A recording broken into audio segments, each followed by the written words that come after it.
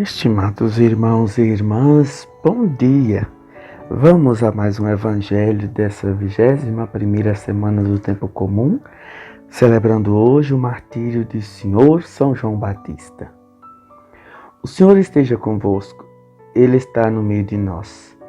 Proclamação do Evangelho de Jesus Cristo segundo Marcos. Glória a vós, Senhor. Naquele tempo, Herodes tinha mandado prender João e colocá-lo acorrentado na prisão.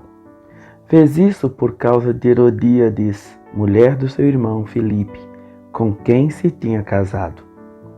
João dizia a Herodes: não te é permitido ficar com a mulher do teu irmão. Por isso, Herodíades o odiava e queria matá-lo, mas não podia. Com efeito, Herodes tinha medo de João, pois sabia que ele era justo e santo, e por isso o protegia. Gostava de ouvi-lo, embora ficasse embaraçado quando o escutava. Finalmente chegou o dia oportuno. Era o aniversário de Herodes e ele fez um grande banquete para os grandes da corte, os oficiais e os cidadãos importantes da Galileia. A filha de Herodíades entrou e dançou, agradando a Herodes e seus convidados. Então o rei disse à moça: pede-me o que quiseres e eu te darei. E lhe jurou, dizendo: eu te darei qualquer coisa que me pedires, ainda que seja a metade do meu reino. Ela saiu e perguntou à mãe: o que vou pedir? A mãe respondeu: a cabeça de João Batista.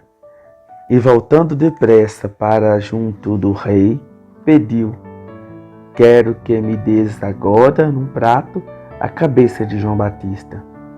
O rei ficou muito triste, mas não pôde recusar. Ele tinha feito o juramento diante dos convidados. Imediatamente, o rei mandou que um soldado fosse buscar a cabeça de João. O soldado saiu, degolou-o na prisão, trouxe a cabeça num prato e a deu à moça. Ela a entregou à sua mãe. Ao saberem disso, os discípulos de João foram lá, levaram o cadáver e o sepultaram. Palavra da salvação. Glória a vós, Senhor. Estimados irmãos e irmãs, celebramos hoje o martírio de São João Batista. E o que essa liturgia gostaria de nos apresentar hoje? Reparem vocês que esse evangelho bonito do martírio de São João fala para nós nem tanto de João, mas de outras pessoas, principalmente dos jovens. Falar da juventude ou falar a juventude é o grande desafio do século. Os jovens são hoje as pessoas mais vulneráveis na humanidade. Por quê? Porque eles estão perdidos em todos os sentidos. Perdidos em questão de trabalho, perdidos em questões profissional, perdidos em questões de valores, perdidos em questões de autoridade, perdidos em questões de sentidos e significados das coisas. Enfim, os jovens se encontram em um mar de situações e muitos deles não sabem qual optar. É comum a gente ver a nossa juventude entregue a situações que ceifa até mesmo a própria vida deles. Não por maldade, porque esses jovens não são maus, mas por estarem justamente confusos naquilo que eles querem para eles mesmos. A nossa juventude passa por uma difícil situação de tomada de decisão. Como é difícil nossos jovens decidirem com quem ficar, por isso acabam tendo várias experiências de relação.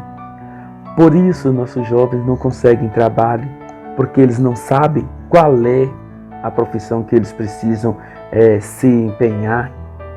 Por isso que a nossa juventude não consegue ter um respeito pelas pessoas, porque passam por uma crise de autoridade e identidade muito grande. Enfim, há crise de valores, eles não sabem o que é importante para eles e o que não é importante, o que é trivial. Eles não têm aquele senso de julgamento, de peneirar coisas ou situações que vão contribuir para o seu conhecimento. Eles estão numa crise até mesmo cultural. Houve e há um esvaziamento muito grande na intelectualidade, na audácia, na cultura, na ousadia de nossa juventude. E o Evangelho chama a nossa atenção exatamente para isso. Nossa juventude está se entregando para uma questão que não é para isso que é a nossa juventude. O Evangelho chama a atenção para a questão da sensualidade.